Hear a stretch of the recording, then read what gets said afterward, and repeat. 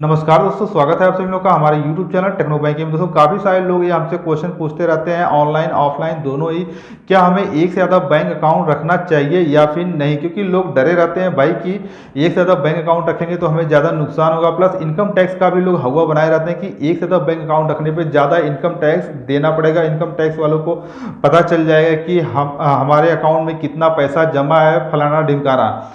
तो आज की वीडियो में हम आप लोगों को आपके सारे डाउट क्लियर करने वाला हूं एक से ज़्यादा बैंक अकाउंट रखने के लिए। तो बिल्कुल भी वीडियो स्किप मत करिए क्योंकि आप सभी लोगों के लिए बहुत ज़्यादा इंपॉर्टेंट वीडियो ये होने वाली है। तो आइए दोस्तों, बिना समय गवाए वीडियो स्टार्ट करते हैं। तो सबसे पहले तो मैं आप लोग को इनकम टैक्स वाला ही डाउट क्लियर कर देना चाहता हूँ क्योंकि इनकम टैक्स वाला डर सभी को सताता रहता है। तो देखिए, आप एक अकाउंट ओपन करिए या फिर एक से ज़्यादा कितना भी 8 9 10 कितना भी आप अकाउंट ओपन करिए, आपको पता होना चाहिए कि आपका बिना केवाईसी के अकाउंट आजकल कोई भी अकाउंट ओपन नहीं होता, चाहे किसी भी बैंक में आप देख लीजिए।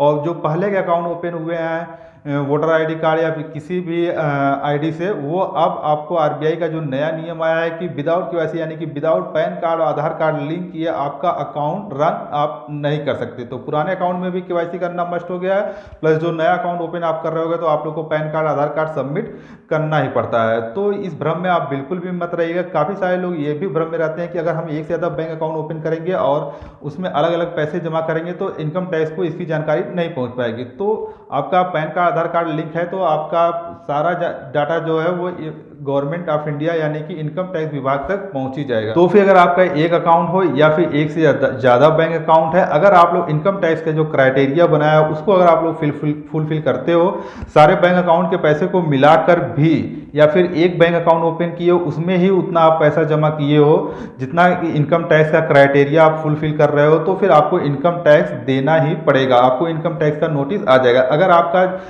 मान लीजिए 5-6 बैंक अकाउंट है, उसको भी मिलाकर अगर आप इनकम टैक्स का जो क्राइटेरिया है बनाया हुआ है उसको फुलफिल नहीं करते हैं तो फिर आपको इनकम टैक्स से डरने की कोई भी ज़रूरत नहीं है। और अगर आप लोग इनकम टैक्स की क्राइटेरिया चाहे एक अकाउंट हो या फिर एक से ज़्यादा बैंक अकाउंट हो, आपका पैसा उतना जमा है तो फिर आपको डेफिनेटली ही इनकम टैक्स देना चाहिए, नहीं तो फिर आपको नोटिस आ सकता है। तो इसमें डरने वाली कोई भी बात नहीं है। और काफ़ी सारे लोगों का ये भी मानना है कि एक ज़्यादा बैंक अकाउंट रखने पे अलग अलग बैंक अकाउंट पे अलग अलग इनकम टैक्स लगेगा अगर हम क्राइटेरिया फुलफिल ज़्यादा करते हैं तो। ऐसा बिल्कुल नहीं है। आपका जो इनकम टैक्स ने जो क्राइटेरिया बनाया हुआ सारे ही बैंक अकाउंट में जितना भी पैसे जमा है उसका जो क्राइटेरिया होगा उसी के हिसाब से इनकम टैक्स लिया जाएगा। अलग अलग बैंक अकाउंट पे अलग अलग पैसे पे नहीं लिया जाएगा, इतना आप बात गांठ बांध लीजिए। अब आप लोग को बता देते हैं कि एक से ज़्यादा बैंक अकाउंट ओपन करने पे हमें क्या नुकसान हो सकता है। बहुत ही माइनर लॉस है। इसके बाद फिर आप लोग को बताएंगे क्या प्रॉफिट है। देखिए, प्रॉफिट मेजर है मेरे हिसाब से। अगर आप लोग पूरा वीडियो देखोगे तो आप लोग को खुद ही कंसीडर करोगे कि प्रॉफिट मेजर है और लॉस माइनर है। तो सबसे पहले बात करते हैं एक से ज़्यादा बैंक अकाउंट होने पे क्या नुकसान हो सकते हैं। तो देखिए, एक से ज़्यादा बैंक अकाउंट अगर आप ओपन करोगे तो हर बैंक का अलग अलग चार्जेस होते हैं। जैसे कि एटीएम मेंटेनेंस का चार्ज, इसके हर साल आपको एनुअली देना पड़ेगा। इसके आती एसएमएस अलर्ट का चार्ज, इसके आती जो भी उनकी वैल्यू एडेड सर्विसेज होती हैं उस पर आप लोग को चार्ज देना पड़ेगा। प्लस जो अकाउंट मेंटेनेंस अगर यानी कि जो बैलेंस मिनिमम बैलेंस आप रखना होता है वो अगर आप मेंटेन नहीं करते हैं तो उनका चार्जेस आपको देना पड़ेगा। तो यही सब कुछ चार्जेस हैं जो आपको अलग अलग बैंक का अलग अलग चार्जेस होते हैं, वो आपको एनुअली या फिर मंथली जो भी उनका होता है क्वार्टरली, वो आपको चुकाना पड़ेगा एक्स्ट्रा। लेकिन अगर आप मेरी बात मानोगे तो आपको एक से ज़्यादा बैंक अकाउंट डेफिनेटली ही रखना चाहिए।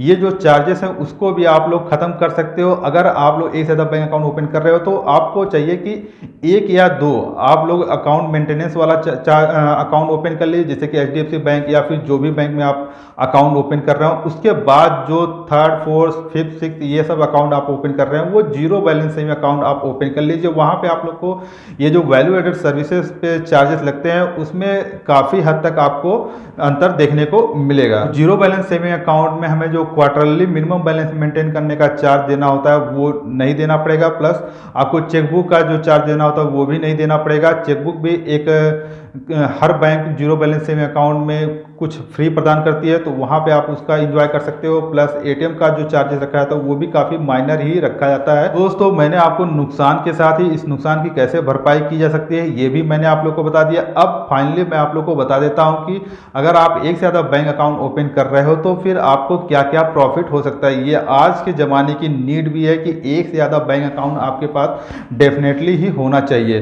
तो सबसे बड़ा बेनिफिट तो आप लोग को यही मिल जाता है कि आपको विड्रॉल और डिपॉजिट की जो लिमिट होती है वो आपकी अपने आप बढ़ जाती है, क्योंकि हर बैंक का अलग अलग डिपॉजिट और विड्रॉल लिमिट होती है। तो डेफिनेटली ही आपके पास विड्रॉल और डिपॉजिट लिमिट ज़्यादा होगी। ये एक से ज़्यादा बैंक अकाउंट है तो एक से ज़्यादा बैंक अकाउंट के आपके पास एटीएम भी होंगे, या फिर एक से ज़्यादा बैंक अकाउंट में आप लोग अगर कैश भी जमा करना चाहते हो, कैश भी विड्रॉल करना चाहते हो तो भी आप लोग ज़्यादा अलग अलग बैंकों में अलग अलग टाइम पे जाकर कर सकते हो। तो ये आपको सबसे बड़ा बेनिफिट मिल जाता है। इसके साथ ही दूसरा जो सबसे बड़ा बेनिफिट आप लोग को मिल जाएगा कि हर बैंक का, आप लोगों ने अभी सुना होगा कि काफ़ी सारे बैंक दिवालिया हो रहे हैं, काफ़ी सारे बैंकों पर आरबीआई रेस्ट्रिक्शन लगा रहा है। तो आरबीआई का ये नियम आपको अभी कुछ समय पहले ही मैंने आपको बताया था कि अगर कोई भी बैंक दिवालिया होता है तो चाहे जितना भी आपका आपने पैसा जमा किया हुआ बैंक में, आपको सिर्फ 5 लाख रुपए ही मिलता है। वो हर बैंक में जितना भी आप जमा करते हो उसका एक DICGC एक संस्था है, उस पर 5 लाख रुपए का इंश्योरेंस कवर करती है। तो वही बैंक दिवालिया होता है तो वही 5 लाख रुपए तक का आपको इंश्योरेंस के रूप में मिल पाता है। तो अगर सोचिए कि आपने एक से ज़्यादा बैंक अकाउंट ओपन किया हुआ है और हर बैंक में आपने 5 लाख या फिर उससे कम का पैसा जमा किया हुआ है, तो उसमें से जितना भी बैंक अकाउंट आपने ओपन किए हुए उसमें से कोई भी बैंक अगर कभी भी दिवालिया होती है तो फिर आपको 5 लाख रुपए मिल जाएंगे। अगर आपने उसी पर्टिकुलर बैंक में एक ही बैंक अकाउंट ओपन किया और वही बैंक मान लीजिए दिवालिया हो जाती है तो फिर आपको बहुत ही बड़ा लॉस हो सकता है। तो इसीलिए आप जरूरी है कि आप एक से ज़्यादा बैंक अकाउंट ओपन करके रखिए। और आज के ज़माने में आपने देखा होगा कि प्रीवियस कुछ ईयर में कई सारे बैंकों पे आरबीआई ने रेस्ट्रिक्शन लगाया है, कई सारे बैंक दिवालिया हुए हैं। तो ये बहुत ही ज़रूरी है, तभी ये क्वेश्चन उठ गया था। नहीं तो पहले जो इंश्योरेंस कवर दिया जाता था वो सिर्फ 2 लाख रुपए और थी, और अभी इसको बढ़ाकर 5 लाख रुपए किया गया। तो इसीलिए ज़रूरी है कि आप लोग एक से ज़्यादा बैंक अकाउंट रखिए और उस सभी प्रत्येक अकाउंट में आप लोग 5-5 लाख रुपए जमा करके रखिए। दोस्तों जो तीसरा सबसे बड़ा बेनिफिट है एक से ज़्यादा बैंक अकाउंट ओपन करने का वो है क्रेडिट कार्ड मिलने का। तो अगर आपके पास एक से ज़्यादा बैंक अकाउंट है तो आपको मोस्ट प्रॉब्ली है कि जितने भी बैंक में आपने अकाउंट ओपन किए उसमें से कोई न कोई एक बैंक आपको क्रेडिट कार्ड ऑफर अपनी तरफ से कर सकता है। और कहीं अगर आपने एक ही बैंक में अकाउंट पर्टिकुलर बैंक में अकाउंट ओपन किया हुआ है तो हो सकता है कि आपको वो बैंक, अगर आपने अपनी तरफ से भी अप्लाई बहुत सारे लोग करते हैं, उनका सिविल स्कोर भी अच्छा रहता है, तब भी उनको बैंक उनका जो एप्लीकेशन है वो डिनाई कर देती है। और कुछ कुछ मामलों में होता है कि उनको बैंक अपनी तरफ से ऑफर में उनका सिविल स्कोर जीरो रहता है फिर भी उनको क्रेडिट कार्ड ऑफर कर देती है। तो ये आपको बड़ा बेनिफिट मिल जाता है क्रेडिट कार्ड का। दोस्तों नेक्स्ट आपको जो प्रॉफिट मिलने वाला है एक से ज़्यादा बैंक अकाउंट ओपन करने का वो ये है कि सभी बैंकों के ब्रांचेस और एटीएम हर शहर हर मोहल्ले में नहीं होते हैं। आप कहीं ट्रैवल कर रहे हो, मान लीजिए आपने जिस पर्टिकुलर एक बैंक में अकाउंट ओपन किया हुआ है, आपने देख कर किया है कि भाई हमारे मोहल्ले में है, हमने इसमें ओपन करा लिया, अब कभी भी ब्रांच जाना हो या कभी भी एटीएम जाना हो बगल है, कभी भी हमारा काम हो जाएगा। लेकिन मान लीजिए कभी आप ट्रैवल कर रहे हो तो वहाँ पे जिस प्लेस पे आप गए हो वहाँ पे उसका ना कोई ब्रांच है ना कोई एटीएम है, तो फिर आप क्या करोगे? तो फिर इसीलिए ज़रूरी, और आपकी जो एटीएम की लिमिट है वो भी ख़त्म हो गई है, कैश विड्रॉल कैश डिपॉजिट की भी लिमिट ख़त्म हो गई, तो वहाँ पे आपको ज़्यादा चार्जेस देने पड़ सकते हैं। कैश विड्रॉल चाहे एटीएम से करिए या फिर कैश विड्रॉल चाहे आप ब्रांच जाके करिए। लेकिन अगर आपके पास एक से ज़्यादा बैंक अकाउंट है तो मोस्ट प्रॉब्ली हो सकता है कि उस बैंक का अकाउंट उस पर्टिकुलर एरिया में हो जहाँ पे आप ट्रेवल करके जा रहे हैं, तो हो सकता है कि आपको विड्रॉल चार्जेस से आप बच सकते हैं और उस बैंक के एटीएम से आप बड़े आसानी या फिर ब्रांच जाकर बड़े आसानी से आप लोग विड्रॉल कर सकते हो। दोस्तों नेक्स्ट प्रॉफिट आप लोग को ये मिल जाता है कि आपको पता ही होगा कि इस समय हर बैंकों का अलग अलग जब भी कोई फेस्टिवल आता है तो सीजनल फेस्टिवल ऑफर भी चलता रहता है, तो इसका भी आप लोग लाभ उठा सकते हो। तो दोस्तों मैंने आप लोग को एक से ज़्यादा बैंक अकाउंट ओपन करने पे जो प्रॉफिट होने हैं जो लॉस होने हैं सब कुछ आपको डिटेल में जानकारी दे दी, साथ ही इनकम टैक्स वाला भी हुआ आप सभी लोगों का दूर कर दिया है। बट मेरी तरफ से अगर आप लोग रिकमेंडेशन मांगोगे कि एक से ज़्यादा बैंक अगर हमें अकाउंट ओपन करना चाहिए तो कैसे ओपन करना चाहिए, तो देखिए कम से कम आपका 2 अकाउंट, अगर आप एक से ज़्यादा अकाउंट ओपन कर रहे हो तो 2 अकाउंट आप मिनिमम बैलेंस वाले मेंटेन करने वाले ओपन करिए, क्योंकि जीरो बैलेंस अकाउंट में हमें बहुत ही ज़्यादा सुविधाएं नहीं मिल, बहुत ही माइनर सुविधाएं मिल पाती हैं, उसमें रिस्ट्रिक्शन होती है कई प्रकार की लिमिटेशन होती है, तो कभी कभी हमें ज़रूरत पड़ती है तो हम फंस जाते हैं।